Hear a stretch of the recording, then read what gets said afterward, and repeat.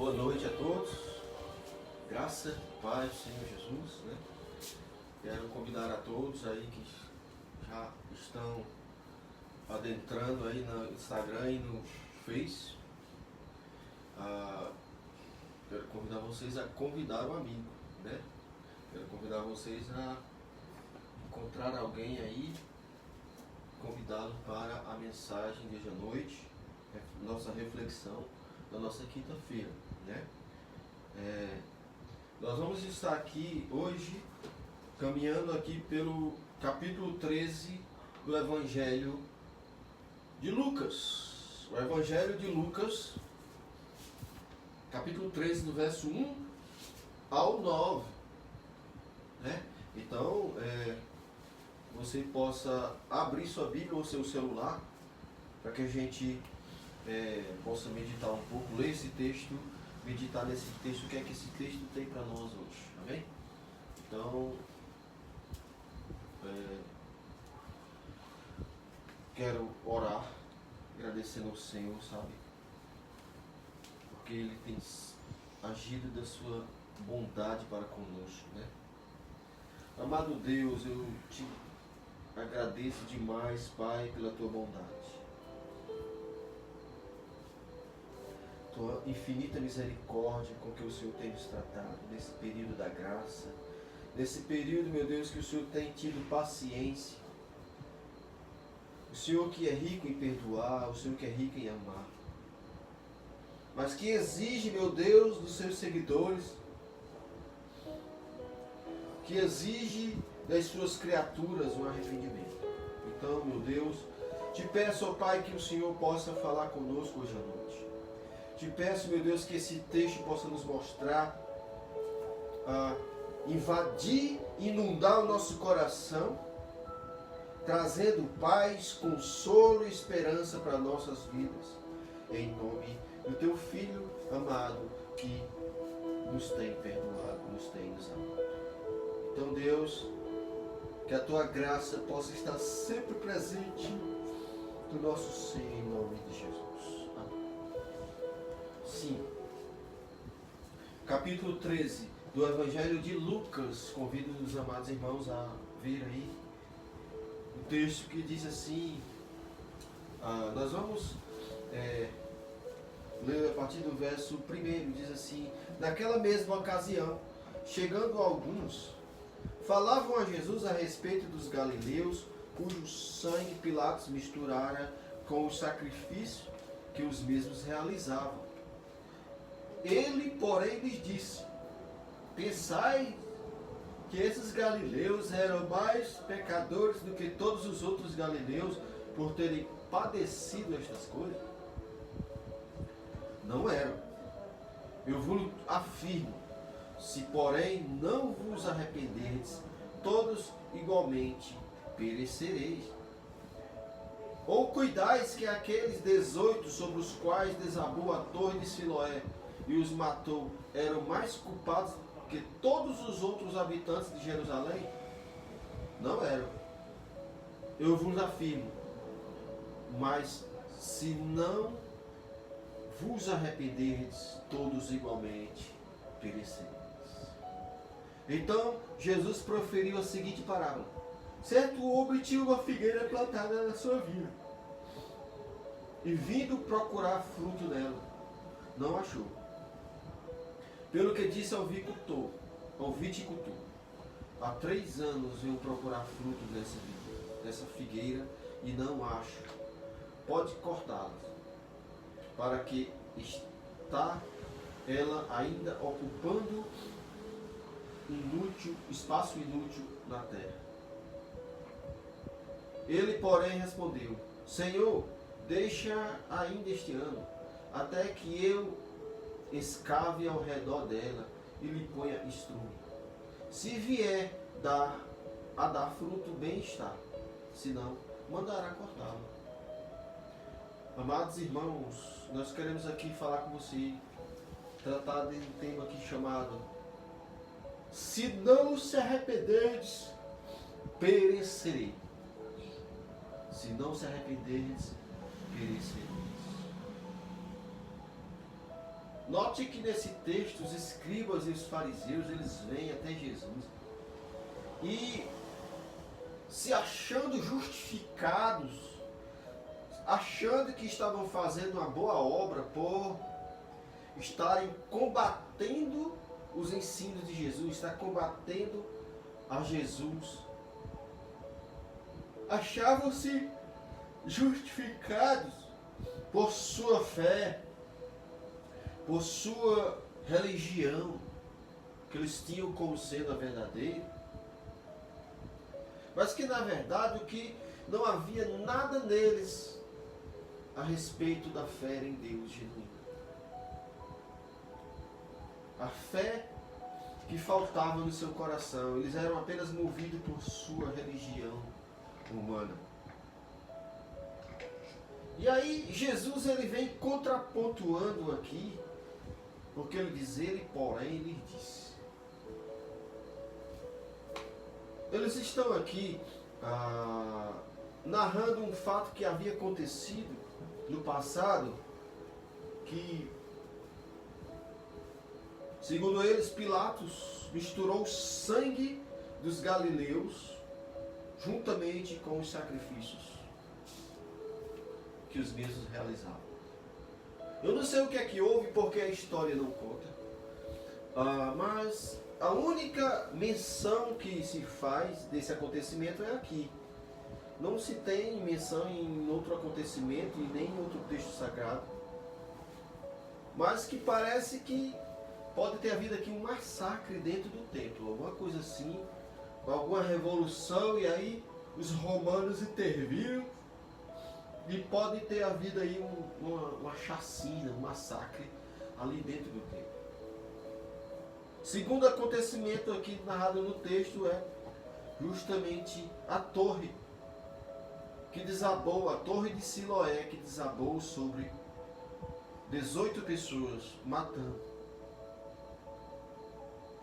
E interessante que Jesus ele vem contrapontuando e nos ensina duas coisas essenciais sobre a vida aqui nesse texto.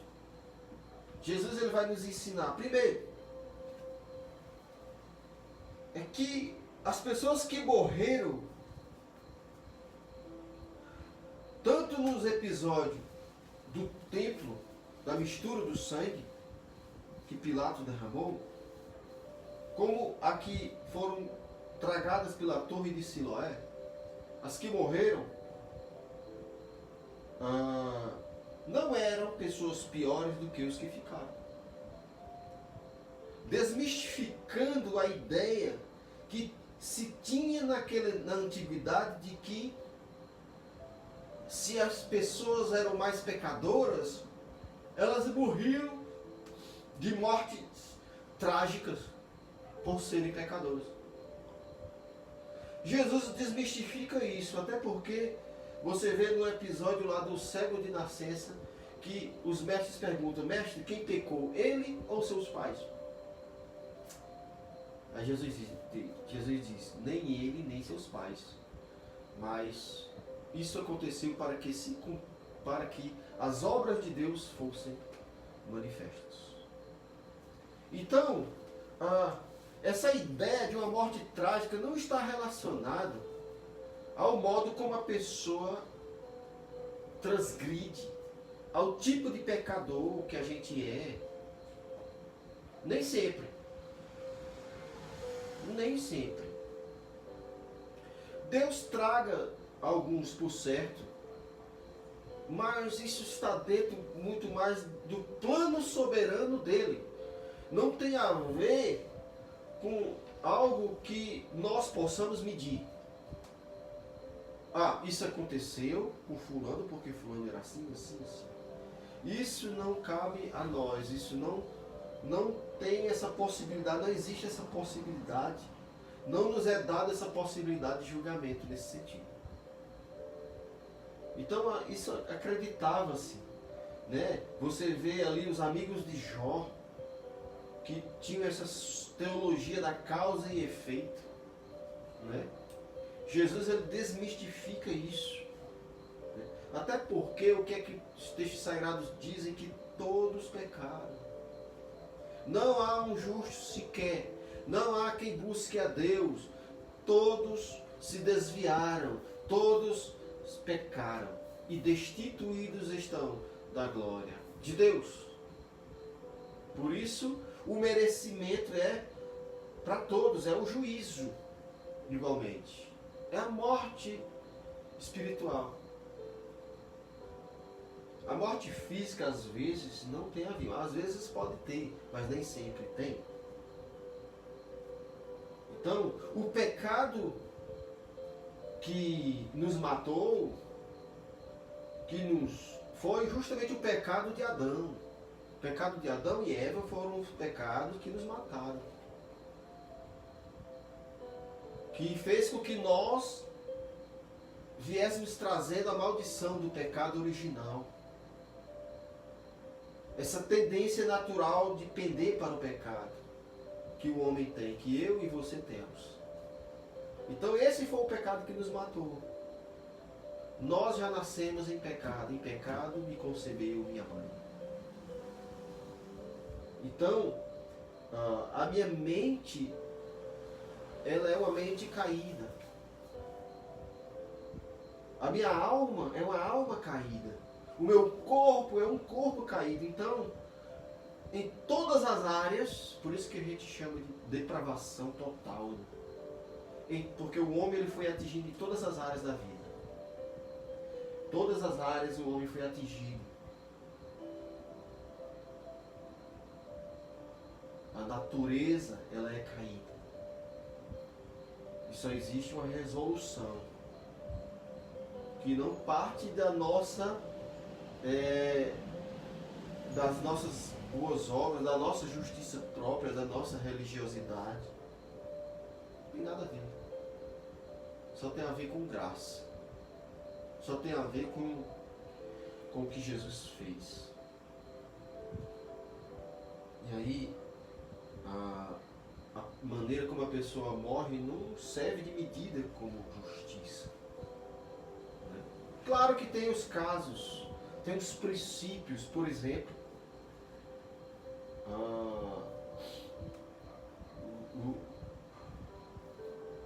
a Bíblia fala do princípio de honrar pai e mãe para que se prolonguem os dias na terra. Isso é um princípio. Né? Isso é um princípio. E a questão de pecado não tem pecadinho e pecadão.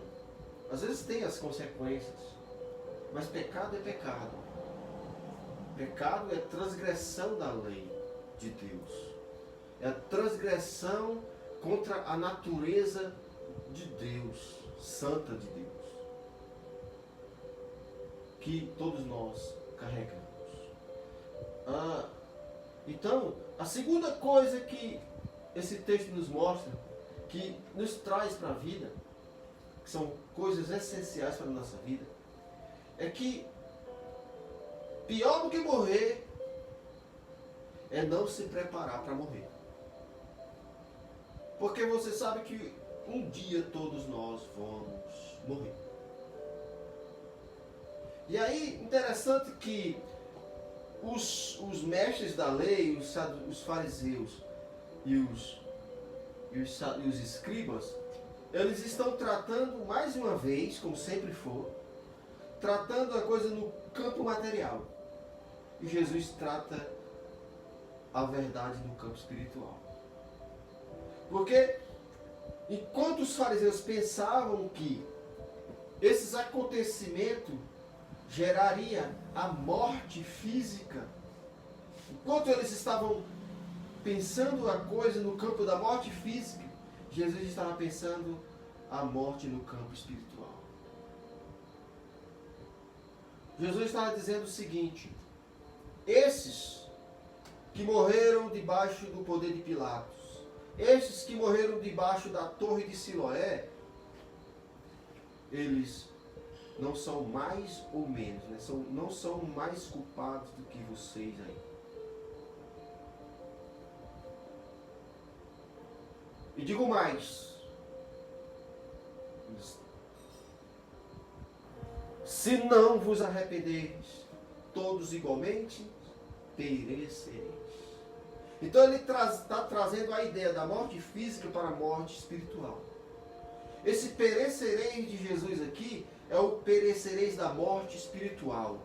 E eu vou explicar para você o que é morte espiritual. É separação para todo sempre da presença de Deus. É você passar por uma existência eterna sem Deus, sem a paz, sem a presença de Deus, sem a alegria de Deus. Não vai ter nada de bom. Porque a vida sem Deus não traz nada de bom. A vida sem Deus é uma desgraça. Enquanto que a vida com Deus é uma vida pela graça, pelo favor, a vida sem Deus é o contrário. É uma vida só de desgraça, de sofrimento eterno. É o que a Bíblia diz. Porque ele diz, se não se arrependerdes, todos igualmente, tanto os de Siloé, se não tiverem se arrependido, na hora da torre, os que Pilatos mataram, os que morreram e não se arrependeram, todos, porque todos estão debaixo da condição da maldição do pecado. E o salário do pecado é a morte, mas o dom gratuito de Deus é a vida eterna. Então todos estamos englobados nessa maldição de pecado. E aí, ele trata de uma verdade essencial aqui, que é o quê? O arrependimento.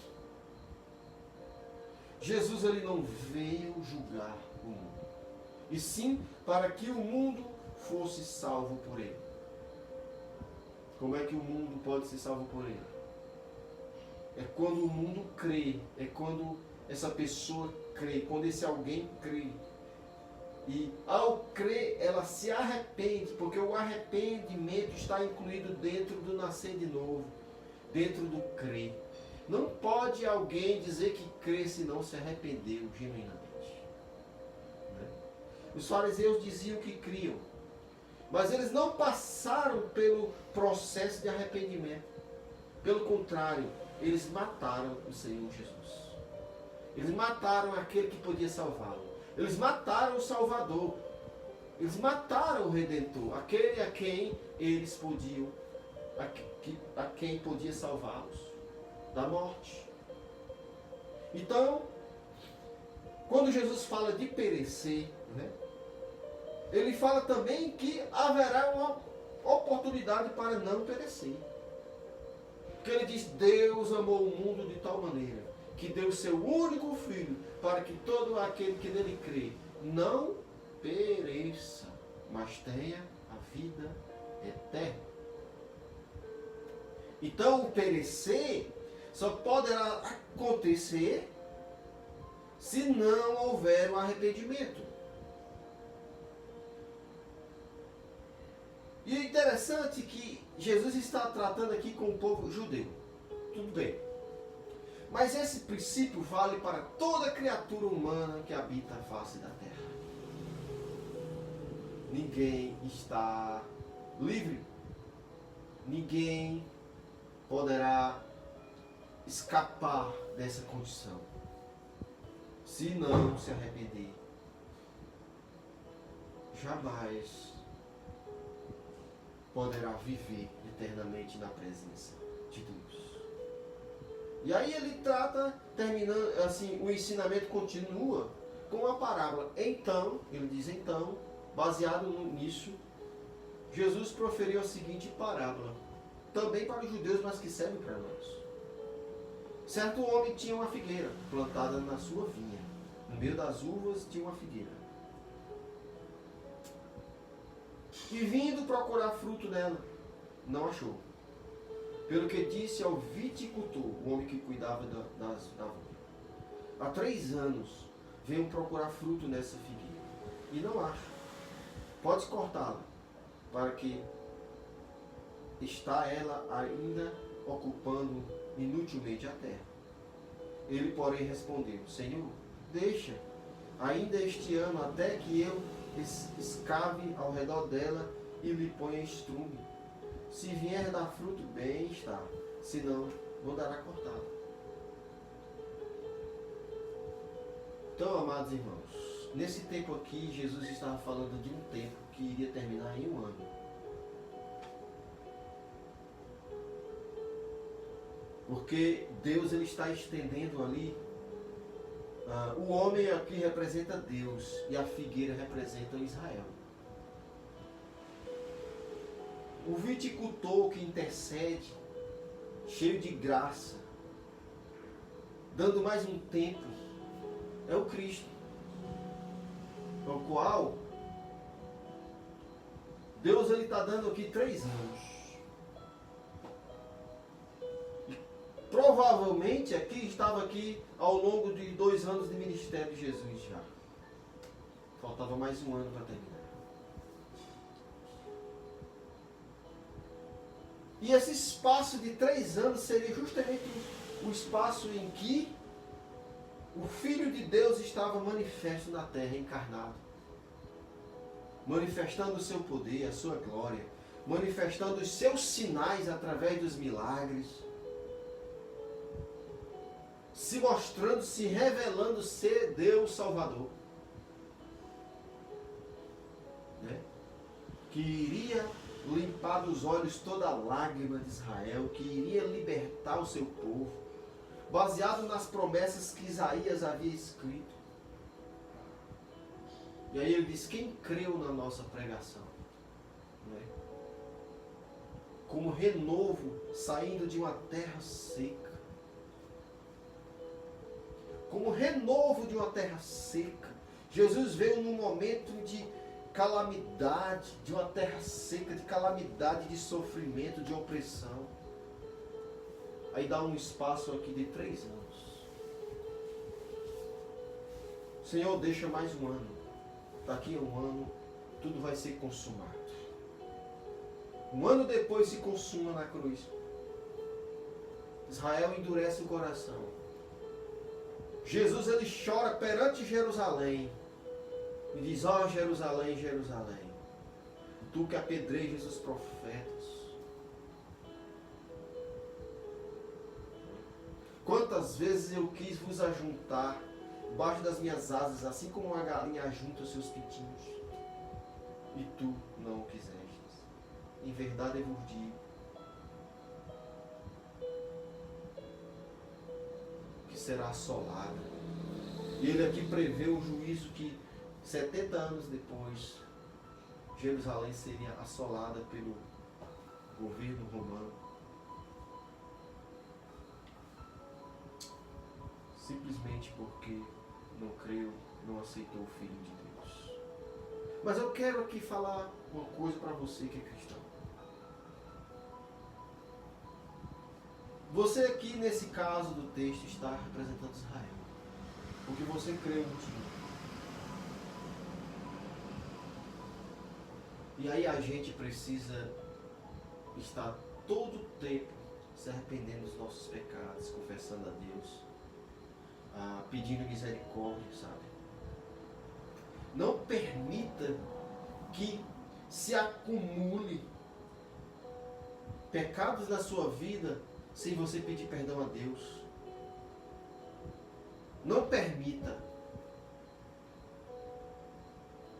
Não permita que a sua vida seja amontoada de pecados em cima de pecados, em cima de pecados, continuamente, sem que você possa pedir perdão e se perdoar. A Bíblia diz que nós temos um advogado. Se nós pecarmos, nós temos um advogado. Filhinhos, eu vos escrevo para que não pequeis. Mas se todavia alguém pecar, nós temos um advogado, um justo.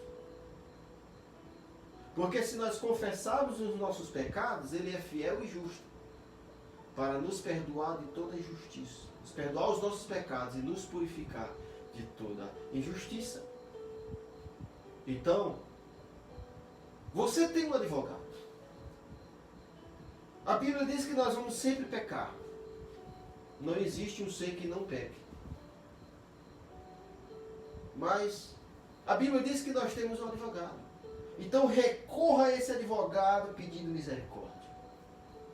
Até que um dia, a Bíblia diz que ele vai nos purificar de toda injustiça. Vai nos perdoar e vai nos purificar. O que é isso? Vai arrancar esse pecado da nossa vida. Então lute contra os seus pecados. Não se renda aos seus pecados. Né? E aí, amado irmão, eu quero encerrar aqui esse momento lhes falando duas coisas. Primeiro, que todo homem, já disse, mas todo homem precisa de arrependimento. Não tem como você mudar do reino das trevas para o reino de luz sem um arrependimento genuíno. O arrependimento é um caminho de passagem. O arrependimento é, a palavra no grego está escrito metanoia, mudança de mente. Mudança de mente. É você fazer uma lavagem, tirar tudo aquilo que estava lhe contaminando e a partir daí sendo lavado pelo sangue do Cordeiro. Porque o Cordeiro ele faz essa cirurgia na mente e transforma a nossa maneira de ver a vida, de olhar. Porque se antes eu não acreditava, não conseguia compreender essa palavra, aí com arrependimento, com a mudança de mente, Deus ele põe a mente, tira a minha mente que era minha e põe a mente de Cristo no meu ser. Isso é uma transformação. Isso é uma metanoia. Noia quer dizer mente, meta quer dizer mudança. E é uma transformação na mente. Porque o Espírito Santo passa a esclarecer, passa a dar o entendimento e faz com que nós possamos entender essa palavra de uma forma maravilhosa para a minha própria vida.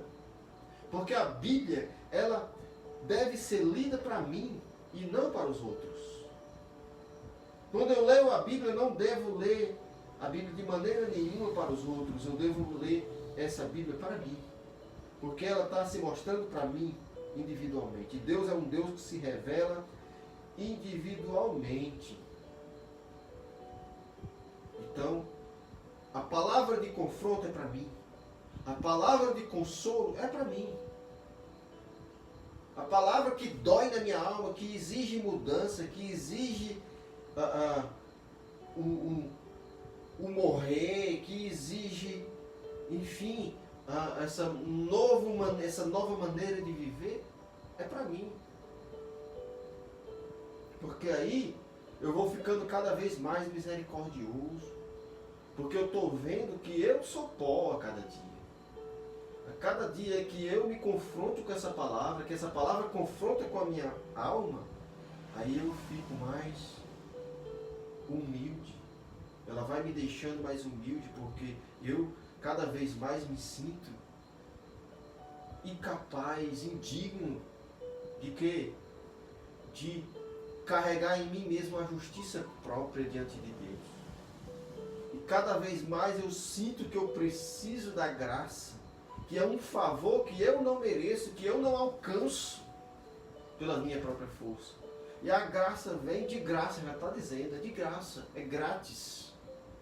Ela vem e me alcança, ela vem e me transforma e me dá uma nova esperança, um novo sentido para viver.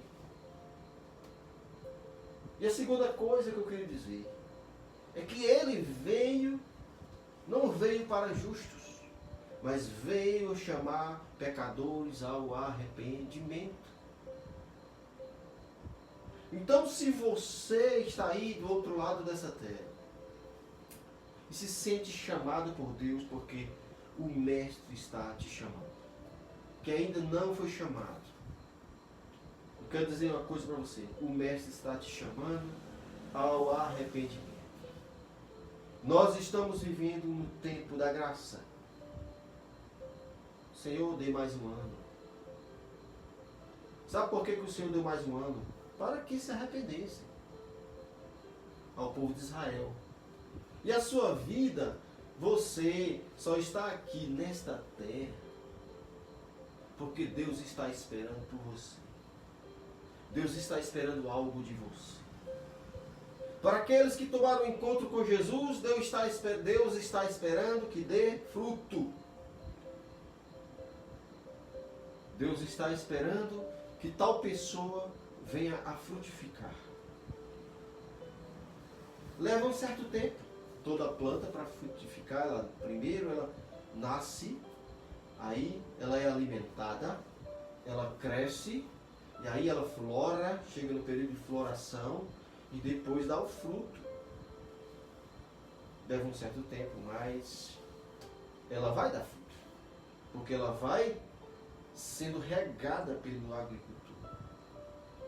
Mas aí se ela não der fruto, vai chegar o tempo em que o Senhor vai arrancar.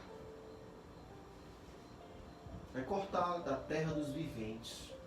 Aqui, esse cortá-la, é cortá-la da terra dos viventes. Interessante que alguns, está lá em 1 Coríntios capítulo 11, Deus ele trata o crente assim, de uma forma soberana, né? Como ele pretende fazer, porque são as suas obras se manifestando que muitas vezes nós não compreendemos. Né? A gente não compreende porque um crente, um cristão morre jovem. Né? Um cristão é acometido de um câncer. Eu só compreendo que é para que manifeste as obras de Deus.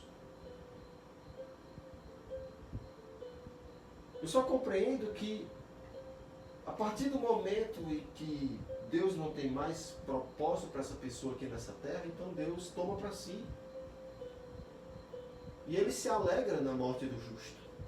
Então, a partir do momento que dentro do seu plano soberano Ele diz, esse aqui eu vou tragar hoje para mim, eu quero esse hoje para mim. Eu vou levar para mim, pronto. Nós não temos que questionar. Não é verdade? De modo que, como eu disse, que o problema não é morrer, mas sim se preparar para a morte. E que se preparar para a morte é justamente incluir o arrependimento. Já não é mais um momento de dor essa morte física. E sim, um momento de descanso, um momento de alegria para o cristão e para o Senhor. É momento de tristeza para os que ficam. Mas para quem vai é momento de consolo, é uma mudança para uma nova dimensão, mas que eu creio que estará, a partir do momento que morre, estará nos atos do Senhor, na presença do Senhor. Assim como Paulo disse que eu preferia estar com Cristo, que é infinitamente melhor. Mas porque Deus ainda tem propósito na vida de vocês e na minha, então eu estou aqui para pregar o Evangelho. Então, quando Deus não tem mais propósito na vida do crente, que a gente também não tem essa capacidade de julgar e de perceber isso. E você que ainda não tomou um encontro com Cristo, Deus está dando um tempo. Esse ano aqui que o intercessor pede é o tempo da graça. É o tempo da espera de Deus por você. E eu queria dizer uma coisa para você. Esse tempo de espera está dentro do tempo de Deus, não é do nosso. Então, a qualquer momento, esse tempo poderá acabar. Então, eu quero dizer uma coisa para você. O tempo se chama hoje. Hoje é o dia da salvação. Caiu? Então, se você ainda não se apercebeu do tempo, o tempo que nós estamos vivendo hoje é o tempo da graça. Kairos. O tempo da graça é o tempo em que Deus, Ele está dando oportunidade para pecadores se arrependerem. Só isso. Então, enquanto você estiver vivendo aqui na terra, você está vivendo esse tempo da graça. Mas, um dia, a sua alma será pedida. E aí? Você preparou para quem a sua alma? Um dia, você poderá não acordar mais. Um dia, você, de repente, porque a morte vem de repente, você poderá não estar mais aqui. E a Bíblia diz que ao homem está ordenado a morrer uma única vez, vindo depois disto o juízo. Então, amado, eu quero te pedir que você possa estar atento. Eu quero te pedir que você possa, em nome de Jesus, atentar como se isso fosse essencial na sua vida para a questão do arrependimento. Certo? Arrepender-se é necessário. Se não se arrependerdes, igualmente perecereis. Deus abençoe a sua vida. Eu quero deixar uma oração para você. Amado Deus, eu quero rogar, meu Deus, nesse momento, pela vida daquele, meu Deus, que se encontra ao outro lado, que talvez ainda não tenha um conhecimento do Senhor Jesus, que está vivendo aí sem esperança nenhuma, na ignorância, talvez porque não sabe que há uma necessidade de arrependimento. Mas o Senhor tem mostrado pela sua palavra que esse tempo é um tempo de arrependimento e de fé. Então, Pai, em nome de Jesus, que o Senhor possa, meu Deus, trazer arrependimento, transformar vidas, meu Deus, se revelar para que se arrependam em nome de Jesus. Que o Teu Evangelho, meu Deus, possa ser pregado, possa ser expandido, Pai, para aqueles que precisam de arrependimento. Em nome de Jesus, meu Deus, ache pessoas arrependidas e salvas em nome de Jesus. Amém. Deus abençoe a todos e uma boa noite. Graça e paz.